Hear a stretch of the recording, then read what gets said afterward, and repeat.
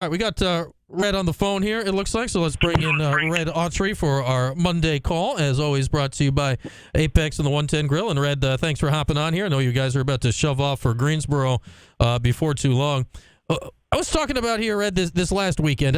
How much did you get to, absorb and enjoy all the fun with the 03 team and hacking Jerry's jersey and all that stuff that went on this weekend?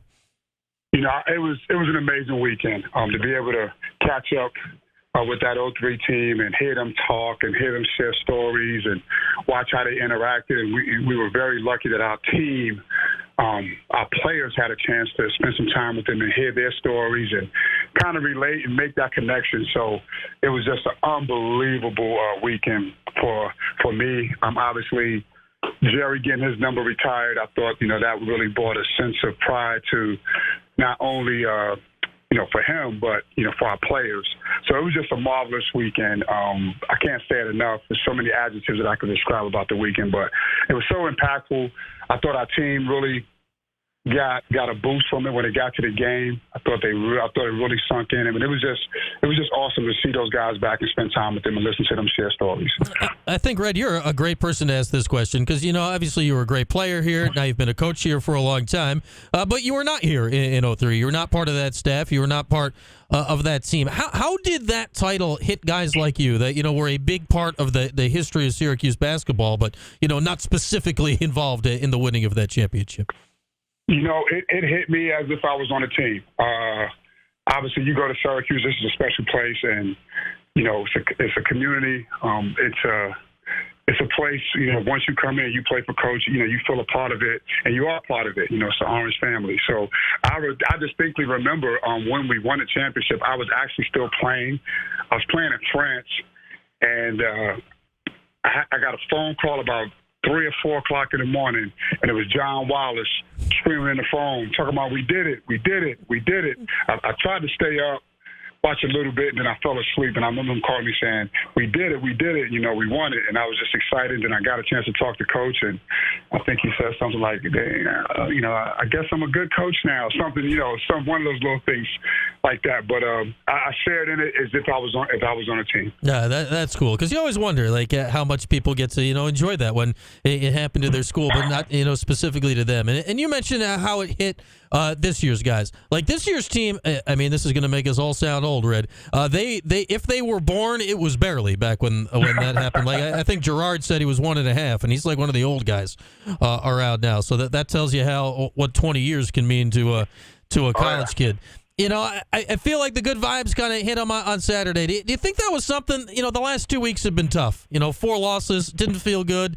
Nobody's having a lot of fun. Do you think that just was something that could help turn just everyone's headspace around here going into the home stretch? I think so. I mean, obviously we played good. I think our defense was really good. Offensively, we could have played a little bit better, but our defense was really good, and we were active and moving around. And again, I think even at the end of this year, typically at the end of the season, teams get better, and we've always traditionally played better at the end of the year. And, you start to pull together and rally around because the next game could be your last one. Typically, that's when, Syracuse really thrives. But I think them having a chance to watch the game, because they took part in the watch party, and to see Coach Mack shoot some threes and to see Melo, they've heard about all those guys. But I think that Friday probably was the first time they actually seen, those guys play a basketball game instead of just clips. Hakeem Warwick, all those guys. So I thought it really helped. Yeah, and I thought it really helped how they talked about them being a team and playing collectively and pulling for each other. I thought that was probably the most important part of that weekend. Yeah, because, you look back at that run, Red, it wasn't just Melo was phenomenal, but it's not like he carried the team in all 6 games by himself. He had a brilliant Final Four, but, everybody like Billy Edel and Josh Pace kind of won the Sweet 16 game. A lot of guys had their moments to get him there, and that sets you up here for the tournament. And Jesse Edwards is heading into this tournament off of probably what was the best game of his career. He goes 27-20. It's the 12th 2020 game in school history, the first in regulation since Derek Coleman was here. It's been a minute. What did Jesse do so well? Because that was unbelievable to see, and what might have been his final game in the Dome. I just thought he came out right from the beginning, you remember the first play, he kind of caught at the foul line and swept and just kind of put his, swept, put the ball down and put his shoulder through the guy's chest and powered up. And I just thought he was active and aggressive right from the beginning. I just thought like he had a focus to him that, you could just tell he was ready to go from the beginning. Then we saw your forwards, another change to the starting lineup. But Chris Bell was back in after not playing the last couple of games. Coach Boeheim has talked a lot about, the guys that are starting. They've shown it in practice to get back in there. What did Chris show you guys in practice leading up to that game that got him that spot back? I thought he did a good job of not just, kind of just learning, trying to get better. I thought defensively he had some good movement in practice. Obviously, rebounding has been talked about a lot. I thought he just really kind of went after the ball on that end. And then offensively, he took some shots, he got to the basket. He just played well. He just kept, playing well and still fighting and battling. And that's all we want to see in our guys is just to kind of, keep battling and never giving in. And I thought he did a good job of that, even though he didn't play. And, I think that says a lot about him wanting to get better and wanting to, help the team. Yeah, and kind of same deal during the game, Red. Like, he didn't have his best shooting game, but he was out there doing some other stuff. And the guy that backed him up and has been heavily more in the mix of late for you is Kadir Copeland. And, Jim said something about him. Like, he's also been great in practice. It hasn't necessarily translated to games. This is kind of about Kadir, but kind of about young guys in general, Red.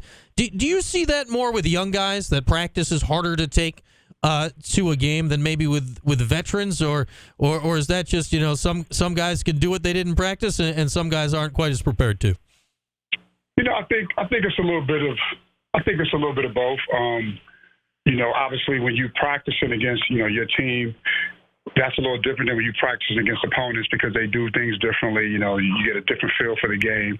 But the one thing about Kadir is he's flowing around pretty much the whole year. He got a learning curve to make, but I think he's really started to show progress in the things that we were asking him to do. And he just has an energy about him. He mixes it up. He's versatile, and he just brings something different to us. And I know we said that early on in the year, but he's kind of gotten back to that, just that ball of energy, getting in there and mixing it up. He's like a Swiss Army knife. He can do a lot of things. He actually is very similar to Josh Pace in that regard. Except right-handed, though. He hasn't picked up Josh's. He's right-handed, yes. Hasn't picked up the left-handedness of right. Josh wearing the number 5 back in the day. All right, Adrian Autry joining us from Apex and 110 Grill in Destiny, USA. So, Red, you guys head down to Greensboro today, a little practice tomorrow. Then you play at noon on Wednesday against, of all teams, the same team you just played in Wake. What are the advantages and disadvantages to literally turning around and playing the same team again who you just beat? I don't know if it's – I mean, obviously, you got some familiarity with them just because of the way they attacked it. I think, this will be a game of adjustments. So now, obviously, you prepare for what you think they're going to do. You also try to prepare for adjustments. You know that they'll make adjustments, and then we have to make an adjustment. So I just think, this turnaround is good. We'll be ready to go. I think, you don't get out of rhythm, so we don't have to wait that long. So, I think it's – it's 50-50. You can have an advantage, but it's also that there will be some changes made. Does this tournament feel completely wide open, Red? Like, I'm looking at it. Some years you come in and you say, like, oh, man, Duke or Carolina or Virginia recently, like they are clearly the best team, and we'll see how anybody does against them. Like, this year you're looking at it like Clemson's a 3 seed. They're on the bubble. Carolina's the 7. They were in the national title game this year. Duke's maybe playing better than anyone. Miami's the 1. You guys can make a run. Like, how do you assess this tournament? It feels like I got no clue what's going to happen this week. Yeah, I mean, this is what makes, college basketball exciting, especially in March, because, you're operating on a different setting, tournament settings, win and go home. I mean, lose and go home. So, a little bit different. The dynamics are a little bit different. But, I really look at us, and I just kind of pull from all the teams that are ahead of us or that we played. And, as for me, you pull from those experiences. How did that game go? So, when I do that, yeah, I feel like it is open. I feel like we do have a chance. I mean, obviously we had a little rough patch the last 3 or 4 games with Duke and Pittsburgh on the road, Clemson on the road. But when you take how we competed against Pittsburgh at home, obviously we got down. We came back to battle. So you kind of got to feel good about that. We battled them probably a lot into the second half of the home game at the road game at Pittsburgh. And then you take Miami, where we were down on their place and you were up and up late. So you pull from those experiences, and when I look at those, I like the fact that we've competed pretty much all year long. All right, Red. Appreciate these visits as always. Safe travels down to Greensboro, and hopefully we get an exciting week to talk about because you guys go on a little run. Good luck down in the tournament. All right, that is Red Autry. They're heading down to Greensboro. Not quite now, but very soon. They'll be on the road soon, heading down that way. A little practice day tomorrow morning. Games start at 2 o'clock tomorrow afternoon. Whew, the Tuesday games. Thank goodness Syracuse isn't playing in the Tuesday games. That's not happy fun times. 8-9 game, we'll make do. Cuse and Wake on Wednesday. With that, we'll take a break. Come back, get back on track, back on time. Luke Hancock joins us top of the hour at 3 o'clock. He can preview the whole darn tournament. He'll be down there for ACC Network. We'll talk about that when we come back here today. It's QSportsTalk.com and ESPN Radio.